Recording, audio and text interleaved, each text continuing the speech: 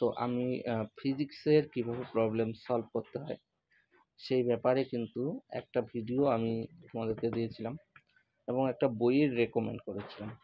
এবার আসি মূল বিষয়ে, যে ফিজিক্সের প্রবলেমগুলো তোমরা কীভাবে সলভ করবে। দেখো, ফিজিক্সের প্রবলেম সলভ করতে গেলে ওই কোনো যে এর উত্তর বা সমাধান কোথাও কিন্তু তুমি পাবে না, বা ইউটিউব দেখে শিখবে সেরকমও কিছু নেই, কারণ ইউটিউবে অত প্রবলেম সলভ করে দেওয়া নেই। যেগুলো ভিডিও আছে থিওরিটিক্যাল, ঠিক আছে। তো মূল টপিকগুলোকে বোঝানো হয়েছে, দুই একটা প্রবলেম বুঝিয়ে দেওয়া হয়েছে। টোটাল প্রবলেম সলভ করতে গেলে তোমাকে কিন্তু সময় দিতে হবে। প্রথম পয়েন্ট হচ্ছে সময় দিতে হবে।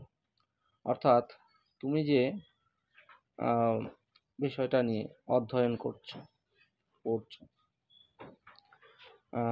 সেইটার মধ্যে দেখবে কিছু থিওরি থাকে, কিন্তু ফিজিক্সের থিওরি হচ্ছে অনেকটা ম্যাথামেটিক্যাল সূত্রের মতো, কারণ ফিজিক্স সাবজেক্টটাই হচ্ছে ম্যাথামেটিক্যাল সাবজেক্ট।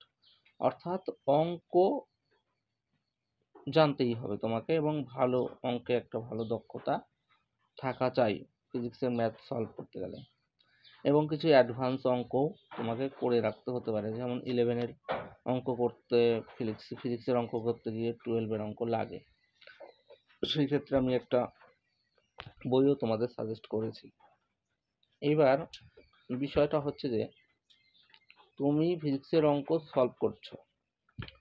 সলভ করতে গিয়ে তোমাকে কিন্তু টিউটরের সাহায্য নিতে হবে, কারণ তুমি একা একা সব অঙ্ক পারবে না। আর তুমি যদি সাতটার বই ব্যবহার করো, সাতটাতে প্রচুর উদাহরণ আছে, দেখা যায় যে ওই যে উদাহরণগুলো আছে ওই উদাহরণগুলো আবার অনুশীলনীতেও আছে, সেগুলো আগে তুমি সলভ করতে পারো, তাতে তোমার অনেকটা কিন্তু আইডিয়া হবে। তারপর আরেকটা বই রেকমেন্ড করব, মহাদেব দাসখান এবং চিত্তরঞ্জন দাশগুপ্ত। এই দুইটা বইয়ের মধ্যেও কিন্তু প্রচুর প্রবলেম কিন্তু সলভ করে দেওয়া আছে, সেগুলো তুমি দেখতে পারো। তারপরে করতে করতে করতে করতে তোমার কিন্তু অভিজ্ঞতা হবে। আর একাধিক বই, দু তিনটে ভালো ভালো রাইটারের বই তুমি কেনো, ছায়ার বইটাও ভালো, কিনে তুমি একাধিক রেফারেন্স বই সাজিয়ে সেগুলো নিজে সলভ করার চেষ্টা করো। যদি না পারো তাহলে তুমি অন্য কোথাও দেখো ওটার কোনো সমাধান সংকেত আছে কিনা, টেস্ট পেপারে বা কোনো বইয়ে আছে নাকি, সেটা থেকে তুমি সমাধান করার চেষ্টা করো। আর দেখো, ফিজিক্সের পুরোপুরি প্রবলেম সলভ তুমি একদম 100% করতে পারবে না। তার জন্য তোমাদের কিছু জয়েন্ট এন্ট্রান্সের যে বইগুলো আছে সেই বইগুলো তোমাকে কিন্তু দেখতে হবে। যত বেশি তুমি রেফারেন্স বুক ইউজ করবে তত তুমি প্রবলেম বেশি সলভ করতে পারবে। আরেকটা বিষয় হচ্ছে যে বারবার যে কোনো একটা বিষয়কে অধ্যয়ন করলে সেই বিষয়টা সহজ হয়ে ওঠে, তাহলে তোমাকে কিন্তু বারবার পড়তে হবে বা বারবার ওই অঙ্কগুলো করতে হবে, ওখান থেকেই তুমি আরেকটা অঙ্ক করার বুদ্ধি পাবে। আর কি, আর হচ্ছে তোমাকে নির্দিষ্ট সময় দিতে হবে। তুমি প্রতিদিন অঙ্ক, কেমিস্ট্রি, বায়োলজির পিছনে সময় যদি দিয়ে থাকো, ফিজিক্সের পিছনে মিনিমাম 3 থেকে 4 ঘন্টা সময় তোমাকে দিতে হবে, এবং অঙ্কগুলো নিয়ে তোমাকে নাড়াচাড়া করতে হবে, সলভ করতে হবে, তোমাকে ভাবতে হবে। ফিজিক্স হচ্ছে যেমন ম্যাথামেটিক্যাল সাবজেক্ট, তেমন তোমার কিন্তু চিন্তা ভাবনার এখানে দরকার আছে। তুমি একদম একটা দেখে আরেকটা করতে পারবা না, একটা দেখে আরেকটা জিনিস তুমি আবিষ্কার করতে পারবা, এটা হচ্ছে আবিষ্কারের অনেকটা সাবজেক্ট। তুমি একটা দেখে আরেকটা বিষয় তুমি ভাবতে পারবা, সেইটাকে তোমার মতো করে সলভ করতে পারবা, কিন্তু একটা দেখে তুমি আরেকটা অঙ্ক করতে পারবা না যেটা তুমি মাধ্যমিক লেভেলে করে আসছো। মাধ্যমিক লেভেলে ভৌতবিজ্ঞান সহজ, কেমিস্ট্রি সহজ, উচ্চ মাধ্যমিক লেভেলে ভৌতবিজ্ঞান, জীবনবিজ্ঞান, কেমিস্ট্রি, ম্যাথ সবই কঠিন।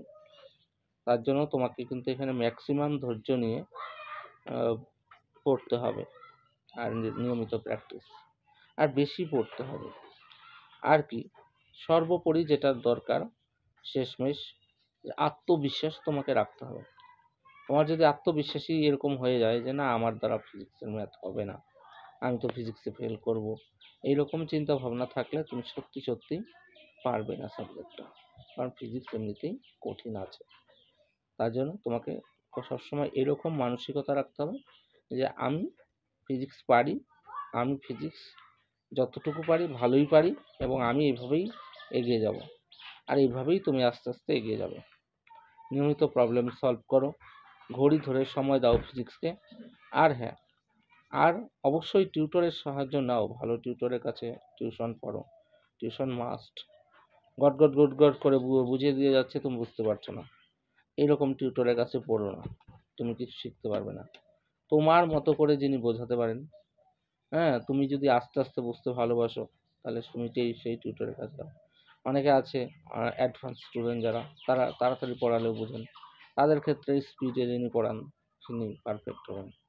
আর তোমরা যদি চাও, তোমরা আমাকে কমেন্ট করে জানাতে পারো, তোমরা যদি চাও যে সাঁতরা পাবলিকেশনের বইয়ের যে ম্যাথমেটিক্যাল গুলো রয়েছে, ম্যাথমেটিক্যাল প্রবলেমগুলো, সেগুলো সমাধান করে দিতে হবে এই ভিডিওর মাধ্যমে, তাহলে আমি করে দিতে পারি। আমিও কাজে ব্যস্ত থাকি, সময়ের আমারও খুব অভাব, তবুও তোমরা যদি চাও আমি তোমাদের জন্য সেই অঙ্কগুলো সহজ নিয়মে করে আমি ভিডিও আপলোড দিতে পারি।